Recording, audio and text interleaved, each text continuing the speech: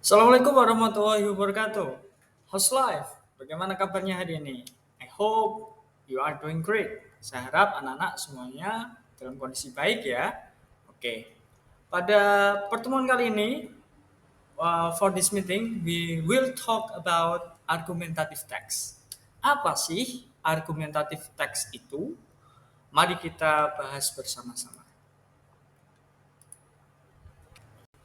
Oke. Sebelum Pak Wahyu ceritakan lebih lanjut atau paparkan lebih lanjut apa sih itu argumentative text. Di sini I will give you three examples. Ya, three examples the common titles of argumentative text. Judul-judul teks argumentatif itu seperti apa?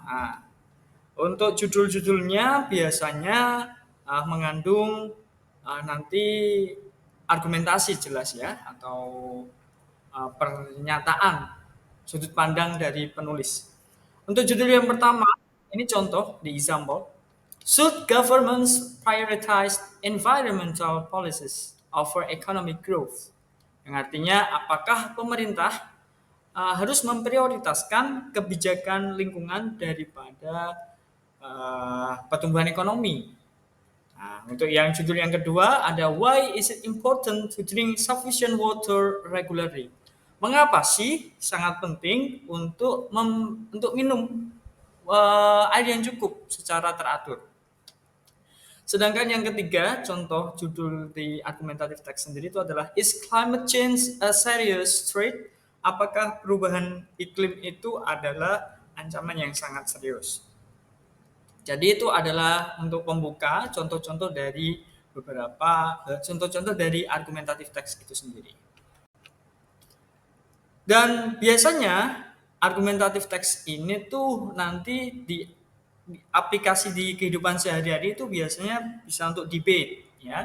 Karena di dalam debate sendiri itu ada satu tema yang sedang dibahas, ada posisi yang setuju dan tidak setuju dan di manapun posisinya kita diharapkan mampu untuk give the strong argument ya. Kita diminta untuk bisa memberikan pendapat-pendapat yang kuat yang pada akhirnya bisa mempengaruhi pendengar kita.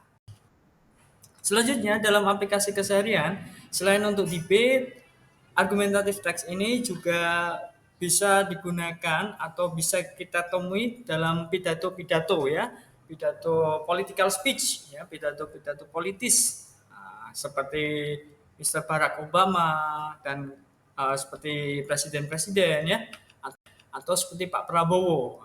Pak Prabowo ini seperti kita ketahui sudah sangat mendunia, sudah menjadi tokoh dunia, beberapa kali kerap diundang di beberapa kongres-kongres yang membahas permasalahan dunia.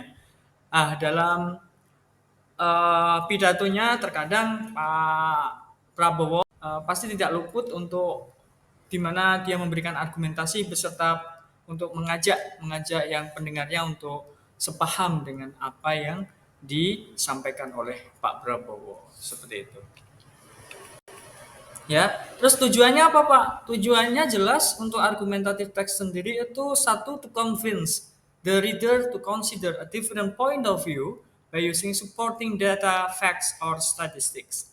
Jadi tujuannya adalah satu memang untuk meyakinkan pendengar untuk mempertimbangkan bagaimana sudut pandang yang berbeda dari pembicara atau dari penulis yang jelas menggunakan by using supporting data dengan menggunakan data-data yang mendukung atau bahkan fakta atau bahkan lebih rinci lagi, lebih kuat lagi datanya itu menggunakan statistik. Selanjutnya, terus bagaimana sih Pak untuk mengkonstruk atau membuat paragraf atau membuat teks berbentuk argumentatif?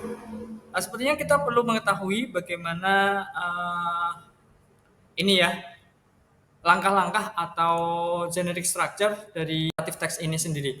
Untuk generic structure, yang pertama itu ada introduction, yang kedua ada body, yang ketiga ada conclusion. Yang pertama ini introduction, kita lihat ada apa saja di sana, apa yang harus kita ketahui dan harus kita perhatikan ketika menulis introduction pada argumentative text. Untuk bagian introduction pada argumentative text, yang pertama memang harus langsung to the point ya. Artinya apa? Ide yang mau disampaikan itu langsung pada intinya. Yang kedua, biasanya mengandung fun facts atau cerita-cerita unik yang bisa diangkat menjadi fakta-fakta baru yang baru diketahui oleh para pendengar kita dari teks yang kita buat. Selanjutnya juga mengandung tesis atau debatable claim. Ini mengandung sebuah kalimat yang nantinya dari kalimat tersebut muncul beberapa hal atau beberapa tanggapan dari para pendengar yang bisa diperdebatkan ya. Ada dua sisi, ada sisi yang setuju ataupun sisi yang tidak. Contohnya seperti apa Pak Wahyu? Contohnya seperti ini, di paling bawah ada dua kalimat yang terpisahkan dengan tanda garis miring. Untuk kalimat yang pertama yaitu video games are a form of popular entertainment. Kalau diartikan, video game adalah salah satu bentuk hiburan yang paling populer. Jika kita telaah kalimat ini tidak kita bisa bantahkan ya, bahkan hampir 99% orang pasti setuju kalau video games adalah paling populer, untuk hiburan paling populer. Terus bagaimana Pak agar muncul tesis yang debatable atau tesis yang bisa diperdebatkan? Contohnya adalah di kalimat yang kedua yang berbunyi video games are harmful to the younger generation. Jadi sama-sama bertemakan video games, tetapi untuk yang kalimat kedua itu lebih ke arah bisa diartikan video games adalah berbahaya ya. Video games itu berbahaya untuk generasi muda. Nah, ketika kalimat ini dilontarkan di introduction pada argumentative text, maka yang muncul adalah perdebatan antara sisi yang setuju dan sisi yang tidak. Dan masing-masing yang setuju maupun yang tidak, ini pasti mempunyai alasannya atau argumennya masing-masing. Lah di sini di introduction tinggal mas-mas dan mbak-mbaknya bisa memilih tuh, pilih yang setuju apa tidak. Ketika setuju, buktikan dengan beberapa argumen-argumen yang nantinya dibahas di bagian body atau setelah introduction. Dan kira-kira apa saja yang ada di bagian body? Yuk kita lihat ke bagian body atau isi. Body adalah di body atau di inti dari paragraf tersebut kita bisa satu convey the idea, menyampaikan ide kita, menyampaikan argumen kita. Apa sih yang ingin Mas dan Mbaknya sampaikan ya? Dan harapannya dari ide tersebut akan trigger discussion, akan memicu diskusi yang mendalam. Diskusi yang mendalam terkait ide-ide yang kita sampaikan. Selain itu juga developing arguments, mengembangkan pendapat yang kita sampaikan pada pertama tadi ya, disampaikan beberapa argumen pendapat dan bisa juga dengan penggunaan although dan even though. Although dan even though ini adalah mungkin salah satu kata yang bisa kita gunakan untuk di body ini. Nah, selain itu, di body juga harus agar orang semakin yakin dengan ide kita, agar orang semakin yakin dan berada di posisi kita harus juga menunjukkan supporting data. Nah, data-data ini bisa disampaikan di paragraf yang kedua, mungkin berdasarkan penelitian, berdasarkan data fakta di lapangan, ya seperti itu. Misal tadi kita menyebut tentang mengapa sih kita itu harus minum air atau air mineral itu cukup teratur dalam beberapa hari, karena ada penelitian yang menyebutkan ini dan ini dan ini, agar orang yang kita ajak bicara, orang yang kita ajak komunikasi semakin yakin dengan pendapat kita, seperti itu. Nah, selanjutnya ada conclusion. Nah, conclusion itu adalah kesimpulan atau akhir dari argumentatif teks yang kita buat. Isinya apa aja Pak? Isinya ada summary the arguments, ya, meringkas seluruh argumen. Diharapkan di conclusion ini jangan menambah argumen lagi ya, nanti orangnya bingung. Jangan menambah argumen lagi, cukup untuk menyimpulkan apa yang Mas dan Mbak sampaikan di body tadi. Di introduction dan di body tadi apa yang Anda sampaikan cukup diringkas di sini. Tidak perlu memunculkan ide baru. Nanti akan tumpang tindih ya, akan bingung the readersnya. Oke, selanjutnya yaitu convince the reader to side with us, ya, meyakinkan sekali lagi pembaca untuk berada di posisi kita, berada sejalur atau sepaham dengan argumen yang Mas dan Mbaknya sampaikan. Terus jelas construct conclusion dan akhirnya ditutup dengan kesimpulan. Kesimpulan itu bisa 3 ciri ya, ada relevance, review, call to act. Kalau relevance itu bisa disampaikan kepada pendengarnya atau pembacanya bahwasanya oh ternyata minum minum air 8 gelas sehari itu memang dibutuhkan kepada di tubuh kita karena begini dan begini gitu ya, ditunjukkan dengan data fakta yang relevan.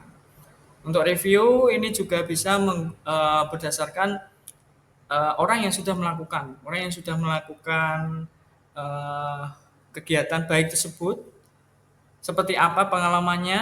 Nah, agar orang semakin yakin bisa ditambahkan di situ di conclusion. A call to act itu sama seperti poin kedua yaitu convince the reader to side with us, tetapi ini lebih lebih dalam lagi ya tingkatannya karena sudah bisa untuk tidak hanya orang yakin dengan apa yang kita sampaikan, eh, orang-orang tidak hanya yakin tetapi juga mereka beraksi, melakukan aksi seperti itu. Contohnya apa Pak? Nah, ini contoh teksnya ya. Contoh teksnya itu seperti ini. Judulnya adalah The Benefits of Exercise. Nah, ini judulnya adalah manfaat dari olahraga. Exercise itu olahraga ya. Paragraf pembukanya nih seperti ini di paragraf 1 ya. Ini saya bacakan ya, nanti saya juga artikan juga. Regular exercise has numerous benefits for both physical and mental health. Firstly, it can help to prevent and manage many chronic conditions such as diabetes, heart disease, and obesity.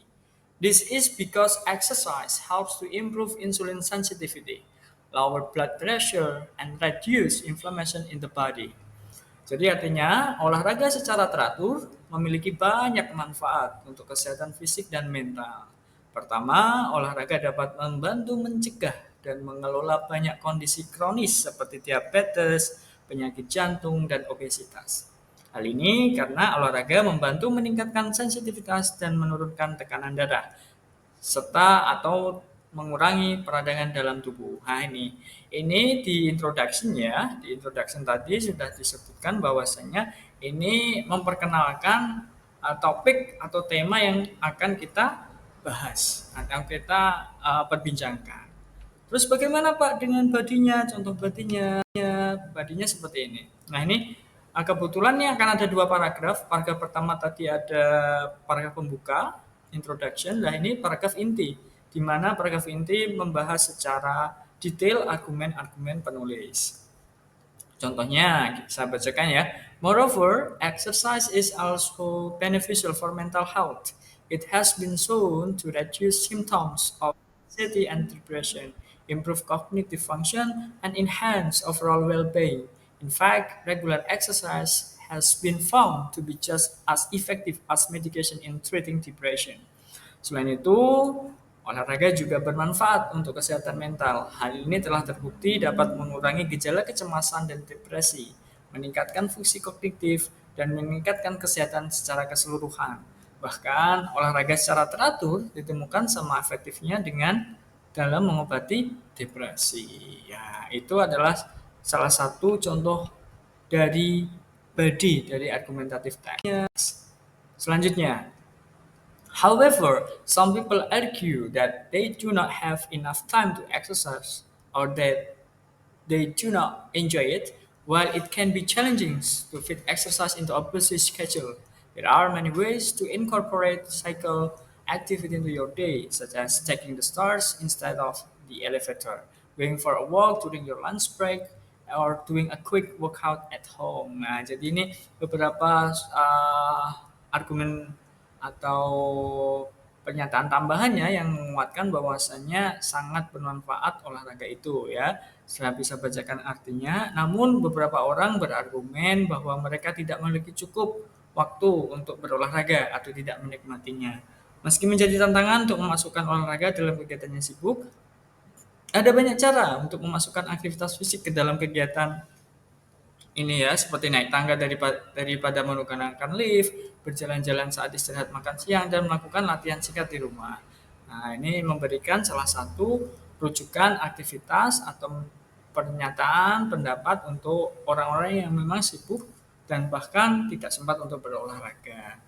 Nah, itu untuk paragraf badinya ya. Sedangkan yang conclusion seperti apa, Pak? Secara sederhana. Oke, in conclusion, regular ini ya, ini paragraf untuk yang terakhir, yang conclusion tadi. In conclusion, regular exercise is essential for maintaining good physical and mental health.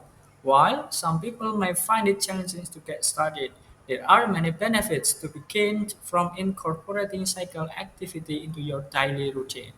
Kesimpulannya, olahraga secara teratur sangat penting untuk menjaga kesehatan fisik dan mental yang baik. Meskipun beberapa orang mungkin merasa sulit untuk memulai. Ada banyak manfaat yang bisa didapatkan dari memasukkan aktivitas fisik ke dalam rutinitas harianmu. Nah, di sini ada beberapa kalimat yang memang itu merujuk orang untuk call to act ya. Call to act itu adalah memang benar-benar memanggil orang untuk melakukannya gitu ya. Tidak hanya sadar, tidak hanya yakin bahwasanya memang sehat apa itu olahraga itu untuk kesehatan, tetapi there are many benefits to be gained from incorporating cycle activity into your daily routine. Ada banyak manfaat yang bisa didapatkan dari memasukkan aktivitas fisik ke dalam rutinitas harianmu. Itu adalah salah satu bentuk contoh dari argumentatif teks. Dan terima kasih sudah menyimak. Untuk kegiatan selanjutnya bisa disimak di grup kelas masing-masing ya. I think that's all for today. Enjoy your day. Hopefully you are doing great and better today and for the next day. I think that's all. And finally, Assalamualaikum warahmatullahi wabarakatuh.